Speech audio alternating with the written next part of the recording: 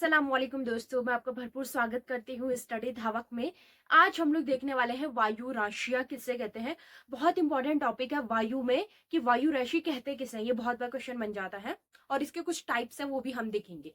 तो सबसे पहले आप लोग हेडिंग डाल दीजिएगा कि वायु राशि कहते किसे हैं। ये वो वाली राशि नहीं है हाँ, जो आप लोग न्यूज़पेपर्स में देखते हैं। वायु राशि मतलब आप कनेक्ट कर सकते हो उससे। देखो राशि का मतलब क्या होता है। राशि का पर्टिकुलर मतलब है कोई भी ऐसी चीज उसकी भौतिक और किसी भी चीज की भौतिक गुणवत्ता। कहने का मतलब है उस पर्टिकुलर चीज में क्या क्या चीजें हैं उसको हम लोग वायु राशि कहते हैं।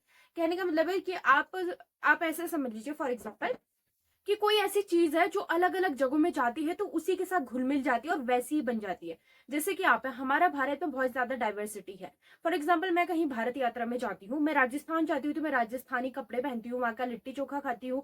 मैं बिहार जाती हूँ तो बिहार के कपड़े पहनती हूँ, वहाँ की मधुबनी पेंटिंग्स को सीखती हूँ। मतलब मैं जहां जाती हूँ वहां के गुण को अपना लेती हूँ और अपने अंदर उस गुण को समा लेती हूँ। तो वायु का भी कुछ ऐसा ही काम होता है। जैसे कि पानी पानी जिस चीज में मिलता है, जिस आकार में जाता है वही आकार ढाल लेता है।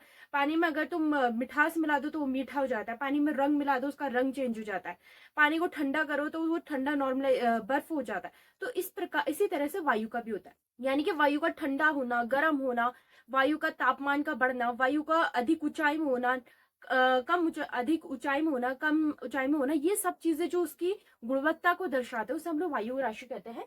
सिंपल भाषा में कहें तो वायु की भौतिक गुणवत्ता वायु राशि कहलाती है। वायु की भौतिक गुणवत्ता वायु राशि कहलाती है। वायु की भौतिक गुणवत्ता वायु राशि कहलाती है। ठीक है, ये कुछ निम्न प्रकार से चेंज होती है, वायु राशि कहलाती है। ठीक है, वायु जिस जगह जाएगी, जैसी वहां की कंडीशन होगी उसे अपने आप में ढाल लेगी तो उसे हम लोग क्या कहेंगे, वायु राशि। जैसे कि फॉर एग्जाम्पल अगर वायु समुद्र में है तो इसको कौन कौन सी चीजें जो प्रभावित करती है। जैसे कि समुद्र, अगर वायु समुद्र में है तो उसमें क्या ज्यादा होगी, सिंपल आर्द्रता ज्यादा होगी। आर्द्रता का मतलब क्या होता है, वायु पानी में जाएगी तो अपने अंदर पानी को ग्रहण करेगी ना, क्योंकि वायु की भी ऐसी कंडीशन है वो जहां जाती है उसकी गुणवत्ता अपने अंदर को अडॉप्ट कर लेती है। तो वायु समुद्र में जाएगी तो उसमें आर्द्रता ज्यादा होगी। वायु अगर उष्ण कटिबंधीय इलाकों में मिलेगी, फॉर एग्जाम्पल अफ्रीका वाले इलाके में, दक्षिण भारत के इलाके में जहां ज्यादा गर्मी पड़ती है, तो ऐसी वायु कैसी होगी, गर्म वायु होगी, सिंपल गर्म वायु। और यही वायु अगर आपके ध्रुवीय इलाकों में मिले, पोलर रीजन में मिले, अंटार्कटिका आर्कटिका, तो इस जगह पे कैसी होगी, सूखी होगी और ठंडी होगी, एकदम सूखी प्लस ठंडी होगी, क्योंकि यहाँ को बहुत ज्यादा ठंड पड़ती है। तो आप इसका मतलब समझ गए। और वायु अगर पहाड़ों में होगी तो पहाड़ों की ऊंचाई में होगी तो वायु कैसी होगी, थोड़ी घनी होगी और ठंडी होगी। उसी तरीके से वायु का मतलब वायु जिस जगह जाती है, जो भी भौतिक संरचना के साथ जाती है उसे अपने अंदर अडॉप्ट कर लेती है, जिसे हम लोग क्या कहते हैं, वायु राशि। तो वायु राशि अलग अलग टाइप्स की होती है।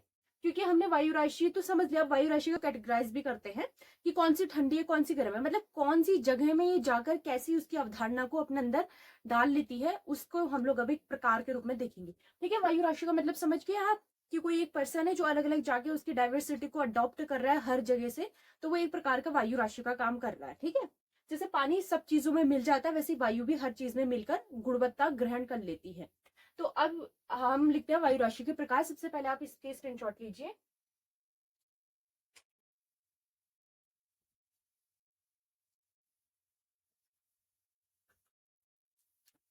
अब देखते हैं वायु राशि। तो लिखिएगा वायु राशि 6 प्रकार की होती है। वायु राशि के 6 टाइप्स हैं।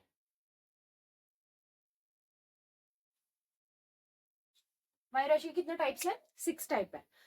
पहली जो है आपकी उष्ण कटिबंधीय महाद्वीपीय वायु राशि, नाम से ही छुपा है, नाम में ही सबको आपको मतलब देखो एक बार अगर आप वायु राशि का कॉन्सेप्ट समझ गए ना, आपको नाम आते ही आपके दिमाग में आ जाएगा ये किस टाइप की वायु राशि होगी। तो उष्ण कटिबंधीय, अगर आपने उष्ण कटिबंधीय समझा है, सारी चीजें अच्छे से समझी है, तो उष्ण कटिबंधीय महाद्वीपीय महाद्वीपीय वायु राशि। ठीक है, नंबर 1 है उष्ण कटिबंधीय महाद्वीपीय वायु राशि। अब खुद लॉजिक लगाओ, उष्ण कटिबंधीय कैसा इलाका होता है, मैंने समझाया था। उष्ण कटिबंधीय ऐसा इलाका होता है जो कि गर्म हो। मैंने क्या बताया था, कौन सा इलाका उष्णकटिबंधीय में आता है? 0 डिग्री से ऊपर और नीचे, ये जो पूरा इलाका है कर्क और मकर रेखा का इलाका, इसे हम लोग क्या कहते हैं? उष्णकटिबंधीय इलाका। तो इस जगह जो भी वायु मिलेगी, फिर इस जगह में कोई भी देश आता हो, भारत आता हो, अफ्रीका आता हो, दक्षिण अमेरिका आता हो, कोई भी देश इस जगह में आते हो, वहां जहां कोई भी देश जो इस जगह में आते हो, तो इस जगह में जहां भी कोई भी देश हो, तो जहां जहां ये वायु जाएगी, जिस भी देश से होकर, बस आपको क्या याद रखना है कि बस इस इलाके में मिलनी चाहिए। फिर इस इलाके में कोई भी देश आए, लेकिन कौन सी उनकी? महाद्वीपीय। महाद्वीपीय मतलब क्या होता है? महाद्वीप, प्लेट्स। महाद्वीप मतलब जो महाद्वीप, महाद्वीप क्या होता है मैं समझा चुकी हूँ आपको, जो हमारे 7 महाद्वीप है, तो इस बीच में जो भी महाद्वीप मिलेंगे, इन महाद्वीपों में जो भी हवा चलेगी, उसे हम लोग कहेंगे उष्णकटिबंधीय महाद्वीपीय वायु, महाद्वीपीय वायु राशि। कहने का मतलब है उष्णकटिबंधीय का इलाका होना चाहिए, उस इलाके में मिलने वाले जो महाद्वीप है, उनमें जो हवा चलेगी उसे कहते हैं उष्णकटिबंधीय महाद्वीपीय वायु राशि। अब मुझे बताओ, उष्णकटिबंधीय कैसा इलाका है? जहाँ सूर्य की रोशनी ज्यादा मिलती है, जहां पर को सबसे ज्यादा तापमान होता है। तापमान ज्यादा होगा तो वायु क्या ग्रहण करेगी? अधिक तापमान को ग्रहण करेगी, सिंपल। तो यहाँ की वायु राशि कैसी होती है? यहाँ मिलती है गर्म वायु राशि। कैसी वायु राशि मिलती है? गर्म वायु राशि, क्योंकि महाद्वीप भी तपते हैं, ये तो आपको पता ही है। तो पहले समझ गए, उष्णकटिबंधीय महाद्वीपीय वायु राशि, उष्णकटिबंधीय महाद्वीपीय राशि। अब महाद्वीपीय तो हो गया, लेकिन ये उष्णकटिबंधीय में से महाद्वीप भी थोड़ी ना है, महासागर भी तो है। क्या हवा सिर्फ महाद्वीप में चलती है, महासागरों में नहीं चलती है? हवा तो हर जगह चलती है। अब हमने इसको भी 2 टाइप में बांट दिया, महाद्वीप, एक तो उष्णकटिबंधीय महाद्वीप को अलग कर दिया, महासागरी को अलग कर दिया। क्यों? क्योंकि दोनों के थोड़े थोड़े कंडीशन चेंज हो जाते, मिलते दोनों उष्णकटिबंधीय में ही है, ठीक है, दोनों ही वायु राशि उष्णकटिबंधीय में मिलेगी। बट महाद्वीप में जो मिलती है वो सूखी होती है, उसमें आर्द्रता कम होती है। तो इसमें लिखना आर्द्रता कम, इसमें आर्द्रता कम होगी।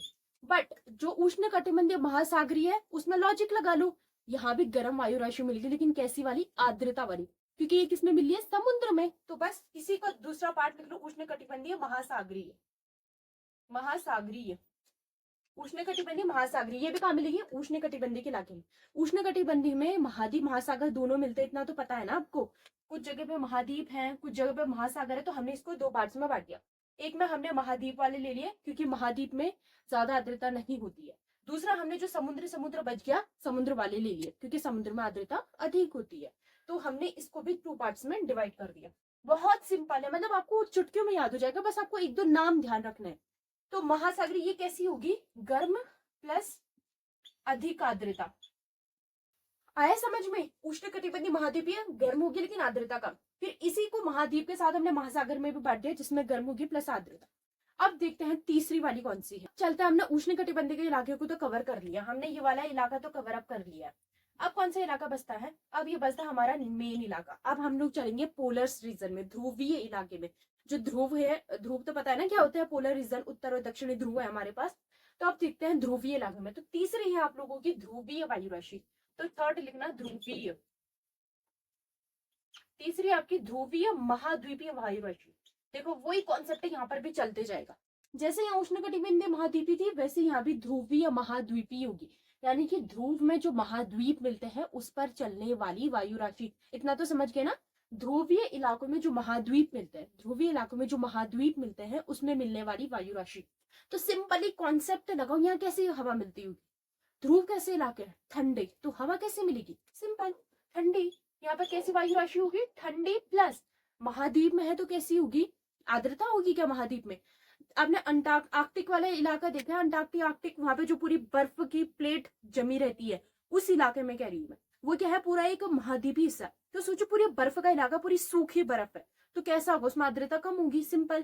तो ये क्या होगी? कम आर्द्रता वाली। महाद्वीप में जो भी मिलेगी उसमें आर्द्रता कम होगी, क्योंकि वो महाद्वीप है, महाद्वीप में पानी ज्यादा नहीं होता। बट महासागर में तो पानी पानी है, तो आर्द्रता उसमें ज्यादा होगी। थोड़ा सा बस लॉजिक लगाना है, सब कुछ सिंपल है फिर, ठीक है। ध्रुवीय महाद्वीपीय, अब ध्रुवीय महाद्वीपीय है तो ध्रुवीय क्या होगी? महासागरीय भी होगी, सिंपल। ध्रुवीय महाद्वीपीय मिली है तो ध्रुवीय महासागरीय। इसमें भी वही कॉन्सेप्ट। अब ध्रुवीय महासागरीय तो ठंडी प्लस अधिक आर्द्रता। यहाँ पर आर्द्रता अधिक होगी क्योंकि महासागर है, जो बर्फ पिघल कर महासागर का रूप ले लेती है, क्योंकि ध्रुवों में भी महासागर है। अगर आपने पिक्चर्स में देखा है तो ध्रुवों में भी महासागर, से यूट्यूब में सर्च कर लेना जिसने नहीं देखा। तो ध्रुवों में जो महासागर है उसमें जो आर्द्रता मिलती है वो उसको ग्रहण कर लेती है। जैसे यहाँ पर को ठंडी ठंडी तो रहेगी, क्योंकि वो जो पानी है वो किससे बना है, बर्फ से पिघल पिघल कर ही पानी बना है, तो ठंडा ही पानी होगा ऑब्वियसली। तो ठंडी प्लस आर्द्रता अधिक रहेगी। ठीक है, तो ये 4 प्रकार की वायु राशि है। एक बार आप इनको लिख लिया है तो गुड, नहीं लिखा तो एक बार स्क्रीनशॉट ले ले।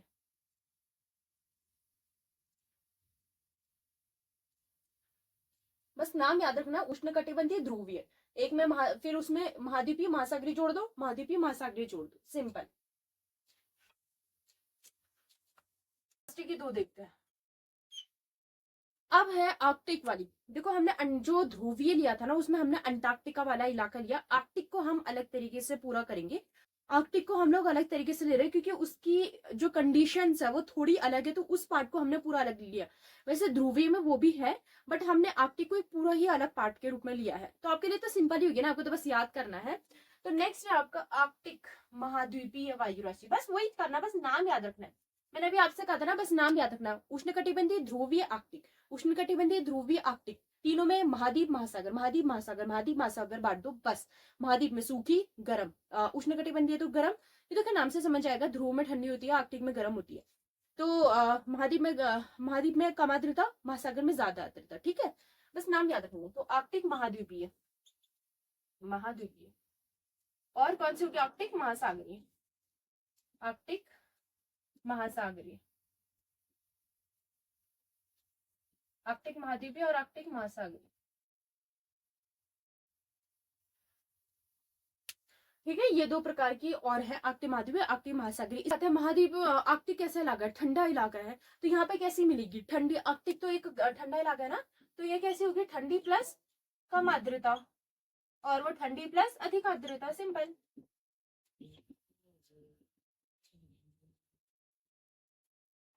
ठीक है, तो ये है आप लोगों की 6 की 6 वायु राशियां, ये इंपॉर्टेंट है, मैंने करा दी है।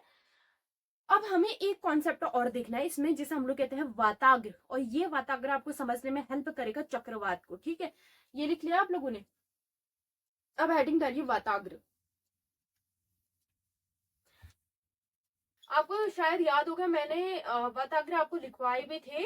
मैंने लिखवाया था आपको, जो पछुआ पवने होती है उसमें मैंने आपको बताया था कि पछुआ पवनों में वाताग्र बनते हैं। तो आज आपको समझ में आएगा कि वाताग्र का मतलब क्या होता है।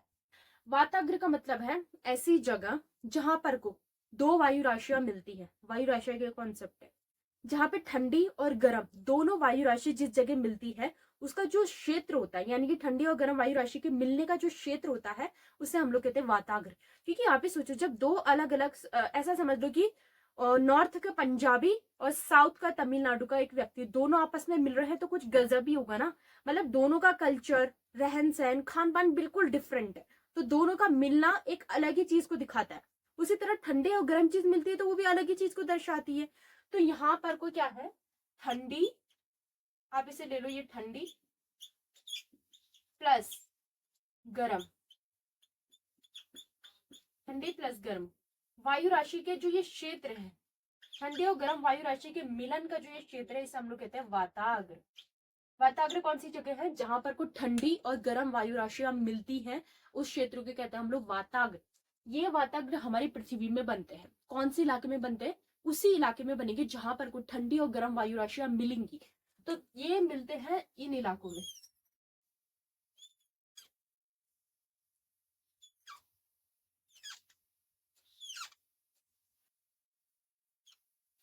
तो वायु राशियां मिलती है इस इलाके में, ये होता है मध्य अक्षांश का इलाका। मध्य अक्षांशों में मिलती है वायु राशि। मतलब आप ये वाला इलाका छोड़ दो, इसमें बड़ा नहीं बनना है। ये देखो, ये आपका 0 डिग्री, ठीक है, 0 डिग्री को छोड़ने के बाद ये वाला इलाका, अब देखो ये है 0 डिग्री का इलाका। इस इलाके को छोड़कर, जो ये कर्क मकर रेखा है, इसको छोड़कर यहाँ पर मिलती है। यहाँ पर को कैसी मिलती है, देखो ध्रुवों से यहाँ से ठंडी वायु राशि आ रही है, ये है ठंडी वायु राशियां। आपको पता ही होगी ध्रुवीय है, ध्रुवों से आती है। ये कौन सी वायु राशि है आपकी, ठंडी वायु राशि है। अच्छा, ये आएंगी पछुआ पहुंचने चाहती है ना यहाँ को, तो ये पछुआ है। ये इस तरीके से आएंगी, देखो ध्रुवी तो ऐसी आएंगी, ये ध्रुवी है, ठीक है। अब ये वाला इलाका कौन सा, पछुआ इलाका है। यहाँ पर मिलती है गर्म वायु राशि, ये मध्य अक्षांश का क्षेत्र है, यहाँ पे मिलती है गर्म वायु राशि। ये देखो, ये गर्म वायु राशि। इसी तरह यहाँ पर भी ये पोलर रीजन है, यहाँ पे मिलेगी ठंडी वायु राशियां। ये, और यहाँ पर को मिलेंगी पछुआ पवने, गर्म होती है ये। और ये क्या है आपका, ये वाली लाइन नहीं आएगी पूरी, ये पूरी एक ही लाइन है, यहाँ से लेकर ये वाली लाइन।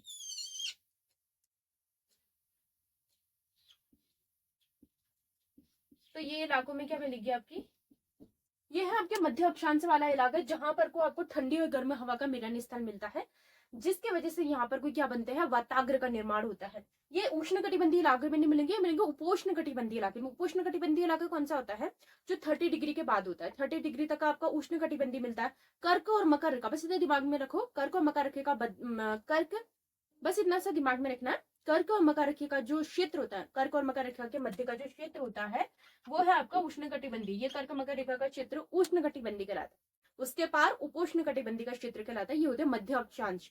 ठीक है, तो यहाँ पर क्या मिलता है, आपके वाताग्र मिलते हैं। ये मैंने आपको बताया था ना कि आपको पवने मिलती है अलग अलग, जो पछुआ पवने हैं उनसे वाताग्र का निर्माण होता है। क्यों, क्योंकि पछुआ पवने जो है ये गर्म है, बट वहीं दूसरी तरफ से ध्रुवों से कैसी पवने आ रही है, आपकी ठंडी पवने। ठीक है, तो यहाँ पर क्यों क्या निर्माण होता है, वाताग्र। और वाताग्र का इंपॉर्टेंस है शीतोष्ण चक्रवात। तो यही वजह है कि इन इलाकों में शीतोष्ण कटिबंधीय चक्रवात मिलता है, इन इलाकों में नहीं मिलते। किन इलाकों में नहीं मिलते, उष्ण कटिबंधीय इलाकों में शीतोष्ण चक्रवात नहीं मिलते, ये मिलते हैं सिर्फ उपोष्ण कटिबंधीय इलाकों में। क्योंकि शीतोष्ण कटिबंधीय चक्रवात आने के लिए जो मेन रीजन है वो है वाताग्र का निर्माण होना। जब दो वायु राशियां एक दूसरे से मिलती हैं तो वे एक दूसरे को धकेलती है, मतलब एक दूसरे से स्ट्रांग होने की कोशिश करती है, और वही स्ट्रांग होने की कोशिश में एक चक्रवात का निर्माण होता है। ये हम लोग पढ़ेंगे चक्रवात वाले चैप्टर में। ठीक है, फिलहाल आपको ये समझना था, ये मैंने आपको बता दिया वायु राशि किसे कहते हैं, वाताग्र किसे कहते हैं। अगर आप लोग समझ चुके हैं तो लाइक का बटन दबा दो और वीडियो को शेयर भी कर दो। तो आप इसे बना लीजिए, फोटो खींच लीजिए। अच्छा, एक और चीज, जहां पर को वाताग्र बनेंगे ना वहां पे कोहरे का निर्माण होगा। कोहरा होता है, जहाँ पे ठंडी गर्म वायु होगी यहाँ पे कोहरे का निर्माण होगा। यहाँ पे अचानक से टेम्परेचर में बदलाव होगा, ताप में अचानक बदलाव आएगा, जिसकी वजह से अधिक वर्षा हो जाती है। ताप में अचानक बदलाव, सीधी सी बात है, मैंने क्या कहा था, जब दो अलग अलग कम्युनिटी के लोग मिलेंगे तो गजब ही होगा। ये लोग गजब ही ढाते हैं। एक तो ये लोग चक्रवात ले आते हैं, कोहरे का निर्माण होता है, ताप में अचानक बदलाव होता है, जिससे वर्षा अधिक हो जाती है, वर्षा अधिक होती है, वर्षा अधिक होती है। और क्या बताया था मैंने, यहाँ पे क्या मिलता है, शीतोष्ण चक्रवात। अभी लिख लो शीतोष्ण चक्रवात, मैं आगे आपको पढ़ाऊंगी, अभी लिख लो शीतोष्ण चक्रवात बन गए। तो ये इनकी क्या खासियत है, ठीक है, ये कुछ खासियत है इनकी, विशेषताएं। दोस्तों यही भी होती है क्लास का एंड। क्लास में मजा आया है तो जल्दी से लाइक शेयर सब्सक्राइब कर देना। अगर आपको कुछ भी समझ में नहीं आता है तो आप कमेंट में मुझे बता दीजिएगा, मैं अच्छे से दोबारा उसे समझा दूंगी। मेन मोटिव है आपको समझ में आना चाहिए, ठीक है। और अगर समझ में आता है तो आप इसे ज्यादा से ज्यादा लोगों तक शेयर भी कीजिए। तो मिलते हैं नेक्स्ट क्लास में, अल्लाह हाफिज।